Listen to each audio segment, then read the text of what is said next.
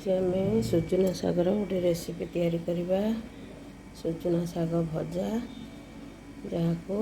जहाँ देह अति हितकारी, जार ब्लड प्रेशर हाई रोथुव से जदि प्रतिदिन सुजुना शाग अल्प अल्प भाजिकी खाइब तेबे ता ब्लड प्रेशर कंट्रोल रहिबो।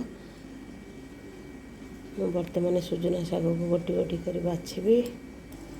एठी मु बोईतालु बैगण जह्नी आलू ताको काटिकी पानी में पके देछि। पियाज को मध्य काटिकी रखी देछि। पखाला और गरम भात सागरे ये बहुत टेस्ट लगिबो। मोर ये प्रिय शाग आपण मन को भल लगे कि नहीं ताहा कमेंट बॉक्स रे निश्चिंत जणाइबे। आउ यार बहुत प्रकार रेसिपी अच्छी मुग पकईकी आपको मध्य तरकारी करी हबो, भाजी हबो, किंतु मु आज परिवा पकईकी भाजीबी।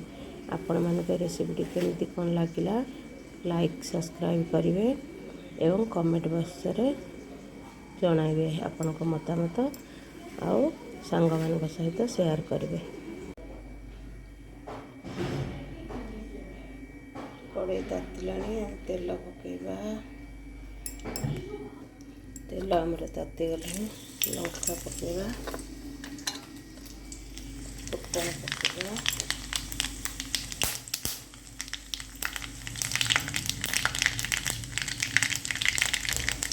कटा ही रखिथिबा पियाज पकेबा,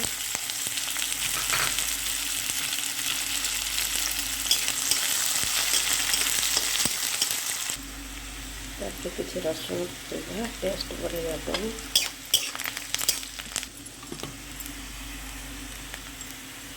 ताके कटा ही रखिथिबा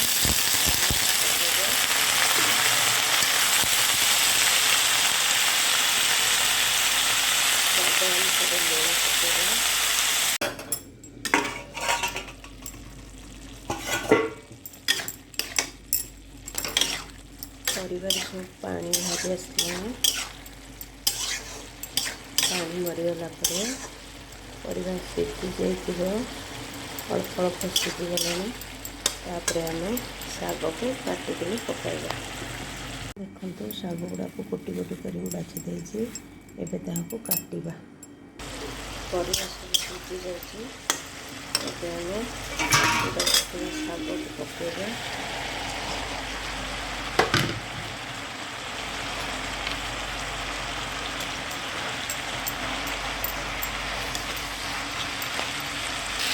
शाग को एमती भाजवा।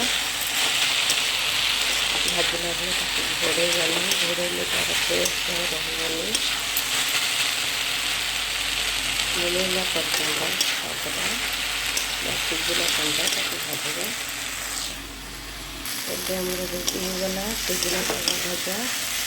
ताको पखाल गरम खाई पारे।